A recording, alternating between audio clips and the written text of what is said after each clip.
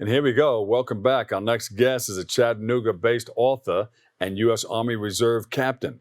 He joined us earlier this month to share his insights from his book, Belly on the Water, and provide tips on how parents can help their kids navigate their challenges around mental health in 2023. Let's take a look at our conversation with DeAngelo Jelks. Hey, Dr. Bob. How's it going, sir? Good, good. So you've been working on this for some time. Tell us about it. Tell us all about it. Yeah. So Belly on the Water is a book that I came up with as a way to help kids learn to be confident, be able to communicate their emotions, process their emotions, and be resilient. To be able to stand, even though they're children, be able to stand on their own when it comes to dealing with emotions that sometimes they may not even understand. Yeah. So I was thinking to myself how if I had those skills when I was a child, how much further along I would be. And so as I sat down to write, and it came up with this idea for an African folktale, I came up with Belly on the Water. And so I'm excited about it, and many people have read it and found it very beneficial and a great read. And so, I'm happy to be able to share it with you. Yeah.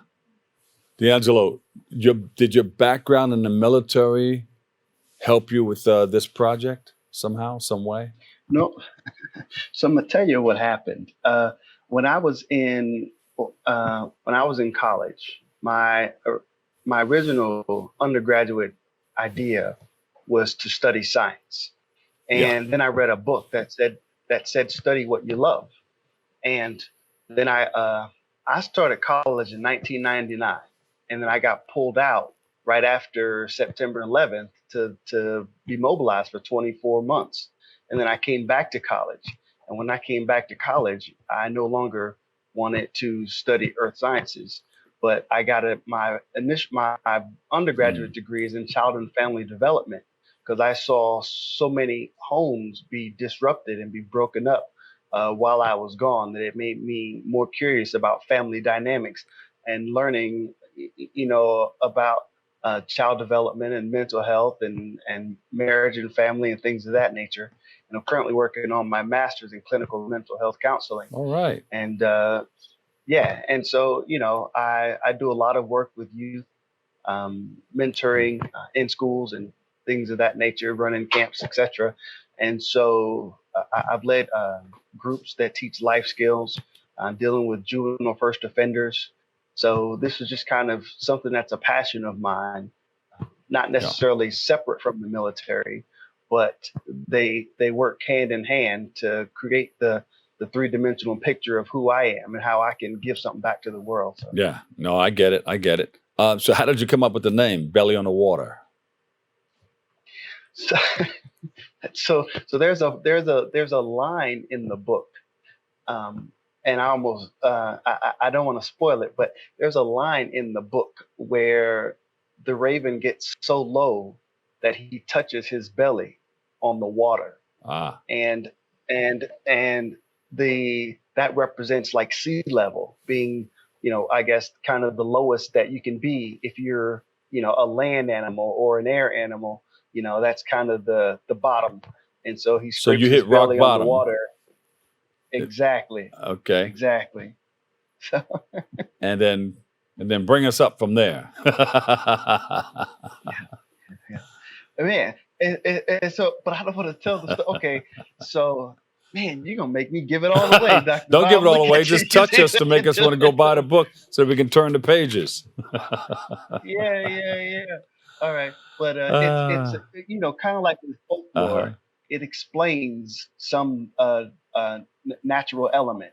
Right. And so my book tells the story of something that's naturally occurring, but it gives kind of a fantastical definition of how it came about. Similarly to how Native Americans, say that the earth is on the back of a turtle shell and things of that nature. So this explains, I guess, where the stars come from. So how about that? This book goes kind of deep, huh? I think so. Absolutely. Nothing wrong with it. It approaches yeah, it approaches. But the goal Uh-huh. is to make having the conversations easy, Yeah. because but if sometimes it's difficult to for a child to process whatever's happening in their life, and it's difficult for an adult to explain or to get a child to be able to communicate whatever they're dealing with. And so, Belly on the Water, the whole purpose of it is to make the transition into that tough conversation easy. And what can readers expect to get out of the book? What can they go away with? So the book is entertaining, and it gives some strategies that I think someone can use for the rest of their life. I think Yes. even adults can benefit from the book. They'll learn some resilience and learn to recognize what happens inside of themselves when they're triggered. Triggered means something that really gets under their skin, right? Like there may be something that you don't like. Let's say a person, when you're talking, somebody cuts you off, and that really gets you upset, right? Yeah. And then in a conversation they keep doing it. Well, after reading Belly on the Water, you'll be able to know, okay, this is one of those things that gets me upset. Yeah. And then you'll be able to identify within yourself how you can tell that you're starting to get upset. And so you become conscious of what's happening inside of yourself and be able to back yourself down. And so hopefully, if we can teach these types of skills to kids when they're still in elementary, middle school, we can, clog that school to prison pipeline as well. Yeah, yeah.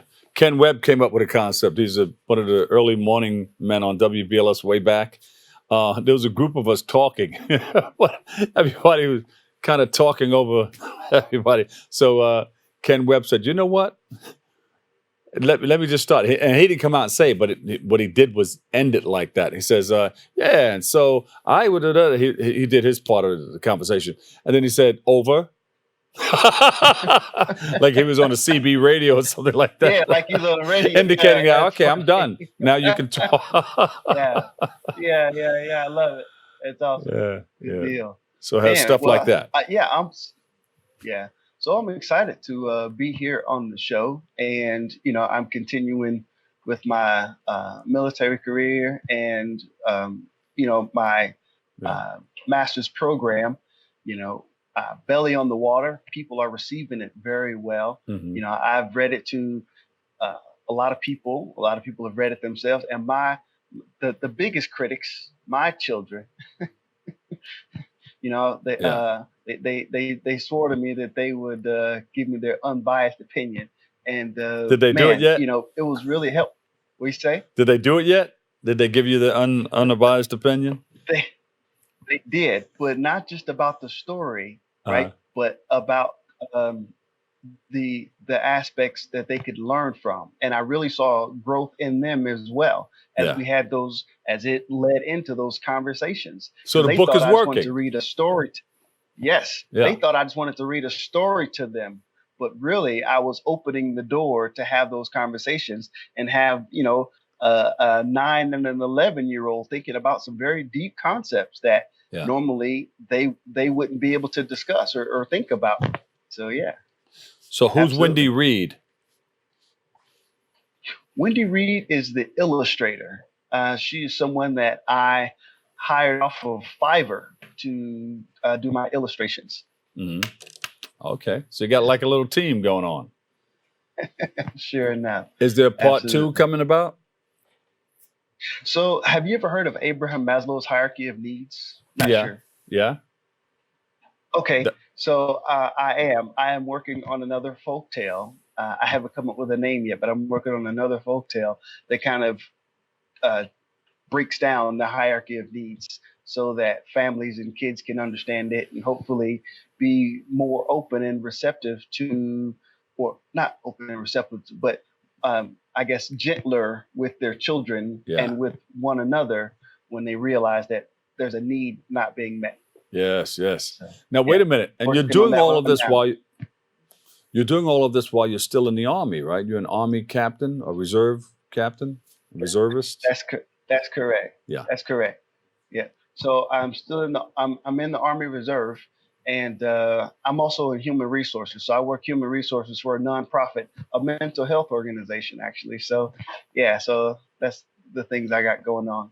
That's a nice shot right there. Appreciate you, Doc. Appreciate Yeah. you. Yeah, that's on the front of an MRAP. That's what it's called, an MRAC? Yeah. MRAP. MRAP. Mind resistant anti something. One of those things. It's against something. Yeah, sure enough. Sure enough. Those doors. Incoming artillery. Yeah. Yeah. Yeah. But man, the doors on that thing are like 500 pounds each. Wow. Yeah. Yeah. But I've still seen them flipped upside down. So sure enough. Yeah. So, you know. Well, listen, thank you for your service. Thank you for all you do. It's my honor.